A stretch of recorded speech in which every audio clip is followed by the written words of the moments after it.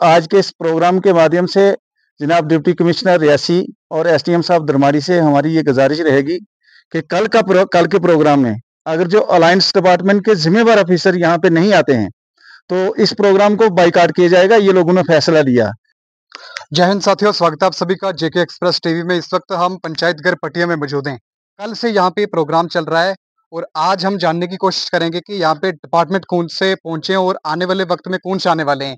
यहाँ के जो पूर्व सरपंच हैं प्रेम सिंह जी, उनसे हम जानने की कोशिश करेंगे कि आज यहाँ पे पहुंचा कौन कौन है और कौन कौन सी स्कीमों का बेनिफिट मिल रहा है। जिस तरह इस वक्त हमारे साथ पूर्व सरपंच प्रेम सिंह जी मौजूद है, हम इनसे तफसीली जानकारी लेने की कोशिश करेंगे कि क्या क्या बेनिफिट जो यहाँ पे लोगों को मिल रहा है। सर, स्वागत है आपका जेके एक्सप्रेस टीवी में। थैंक यू जी, बहुत बहुत शुक्रिया आपका। और हम सरकार के भी बड़े मशकूर हैं कि उन्होंने इस किस्म के प्रोग्राम आवाम की बेहतरी के लिए रखे हैं। तो कल से ये प्रोग्राम यहाँ पे चल रहा है। लोग काफ़ी तादाद में यहाँ पे इसमें पार्टिसिपेट कर रहे हैं, लेकिन कुछ लोगों का बड़ा एतराज़ रहा कि अलायंस डिपार्टमेंट जिनको एक जिम्मेवार ऑफिसर जो कुछ ना कुछ ऑन द स्पॉट लोगों को कुछ बेनिफिट दे सकते थे, वो यहाँ पे नहीं आए। और जितने जो डिपार्टमेंट अलायंस आए तो जो हमारे सेक्रेटरी पंचायत हैं उनके पास उनकी अटेंडेंस लगी है। जो नहीं आए हैं उनका भी वहाँ पे वो चीज़ें नोट हैं कि कौन कौन सा डिपार्टमेंट नहीं आया। तो हमारी इस आज के इस प्रोग्राम के माध्यम से जनाब डिप्टी कमिश्नर रियासी और एसडीएम साहब दरमारी से हमारी ये गुजारिश रहेगी कि कल के प्रोग्राम में अगर जो अलायंस डिपार्टमेंट के जिम्मेवार ऑफिसर यहाँ पे नहीं आते हैं तो इस प्रोग्राम को बाइकाट किया जाएगा। ये लोगों ने फैसला लिया। लिहाजा हम आपके माध्यम से गुजारिश करना चाहते हैं कि अलायंस डिपार्टमेंट जितने भी जो गवर्नमेंट का आर्डर है उसके मुताबिक यहाँ पे आएँ और लोगों के मसाइल को हल करें। कुछ इश्यूज पे यहाँ पे लोगों ने सीरियस इशू को लेकर यहाँ पे बात की जो लोगों को दिखते हैं बहुत सारी। जी।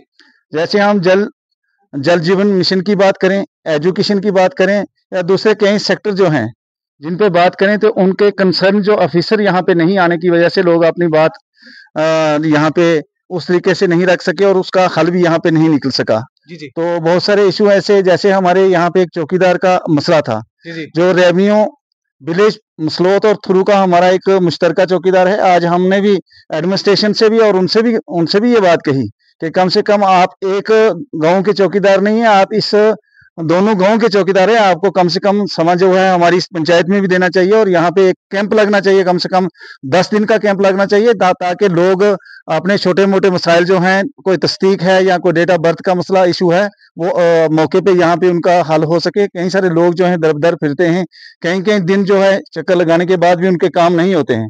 लिहाजा आपके माध्यम से हमारी ये कुछ इशू जिन पे मैंने बात की, ये एडमिनिस्ट्रेशन से भी रिक्वेस्ट है कि लोगों को बुनियादी जो गवर्नमेंट का एक मकसद है कि लोगों को बुनियादी तौर पर अपने डोर स्टेप पे कुछ जो है फैसिलिटियां दी जाएं।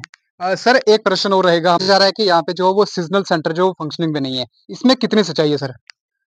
इसके बारे में हमने तो आज ही सुना कि सीजनल सेंटर यहाँ पे काफी तादाद में काम कर रहे हैं। इसके लिए हम महकमे से गुजारिश करेंगे, क्योंकि ये डिपार्टमेंट का इशू है।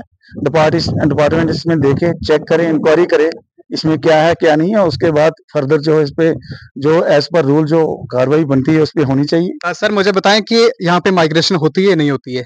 माइग्रेशन तो काफी होती है यहाँ पे। जी। यहाँ पे ही अगर ट्राइबल पंचायत इसको डिक्लेयर किया गया तो हमारे ट्राइबल भाई यहाँ पे रहते हैं और काफी तादाद में यहाँ से लोग माइग्रेंट करते हैं और काफी लोगों को दिक्कत है। जो लोग यहाँ से माइग्रेंट करते हैं, हम सरकार से भी ये गुजारिश करना चाहते हैं कि अगर उनके नाम पे सेंटर पैसा देती है, सरकार पैसा देती है, तो कम से कम उस पैसे का प्रॉपर यूटिलाइजेशन होना चाहिए, लोगों को उसका बेनिफिट मिलना चाहिए, चाहे वो शीप का हो, चाहे एग्रीकल्चर का हो, चाहे सीजनल सेंटर का हो या दूसरी स्कीमें जितनी भी हैं, इनको लोगों को बेनिफिट मिलना चाहिए। आज भी बेचारे ये उसी किस्म की जिंदगी बसर कर रहे हैं जो आज से 50 साल पहले। तो फिर क्या फायदा इतनी गवर्नमेंट के इतनी स्कीमें लाने का और इतना पैसा जो इसका मिसयूज करने का कोई फायदा नहीं। जी सर, आपका बहुत बहुत शुक्रिया। जिस तरह से यहाँ से हमारे पास कंप्लेंट पहुंच रही थी कि सीजनल सेंटर जो है वो भी फंक्शनिंग में नहीं है और कार्यक्रम के अंदर जो है वो आम लोग हैं जहाँ पे, उनके द्वारा भी जो है यहाँ पे प्रश्न उठाए गए कि सीजनल सेंटर जो है वो फंक्शनिंग में नहीं है। आप सबका इसमें क्या कहना है? कमेंट बॉक्स में अपनी राय जरूर दें। जय हिंद।